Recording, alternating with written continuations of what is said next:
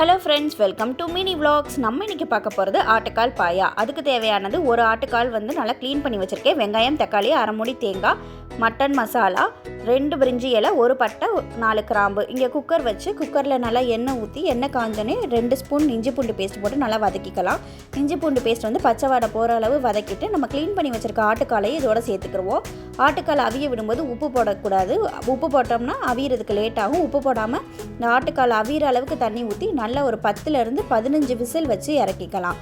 இந்த பக்கம் ஒரு வடை சட்டி வச்சு அதில் எண்ணெய் ஊற்றி நம்ம எடுத்து வச்சுருக்க பட்டை, பிரிஞ்சி இலை, கிராம்பு எல்லாத்தையும் சேர்த்து நல்லா வதக்கிட்டு வெங்காயமும் தக்காளி இதில் நான் அரைச்சி ஊற்றிருக்கேன். இதுக்கு தேவையான அளவு கறி மசாலா பொடி, உப்பு எல்லாம் சேர்த்து நல்லா இது வதங்கணும். நல்லா எண்ணெய் பிரிஞ்சு வர அளவுக்கு நல்லா இதை வதக்கிக்கிட்டே இருக்கணும். நல்லா வதக்கி இந்த அளவு வரணும். இந்த அளவு வந்ததுக்கப்புறம் நம்ம ஏற்கனவே வேக வச்சுருக்க ஆட்டுக்காலை இதோடு சேர்த்துக்கலாம். ஆட்டுக்கால் வேகிறதுக்கு ரொம்ப லேட் ஆகும்.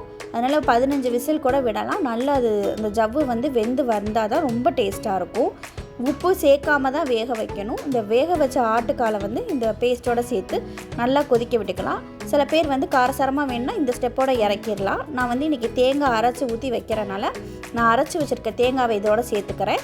நல்லா சேர்த்து நல்லா ஒரு 5 நிமிஷம் நல்லா கொதிக்க விட்டுக்கலாம். அப்போ தான் இந்த தேங்காய் இந்த மசாலாவோட நல்லா சேர்ந்து கொதித்து வந்தால் தான் குழம்பு ரொம்ப டேஸ்ட்டாக இருக்கும். நல்லா கொதிச்சோன்னே இதில் குட்டி குட்டியாக நறுக்கி வச்சுருக்க கொத்தமல்லி சேர்த்து நம்ம குழம்பை இறக்கணும் அப்படின்னா ஆட்டுக்கால் பாயா ரெடி.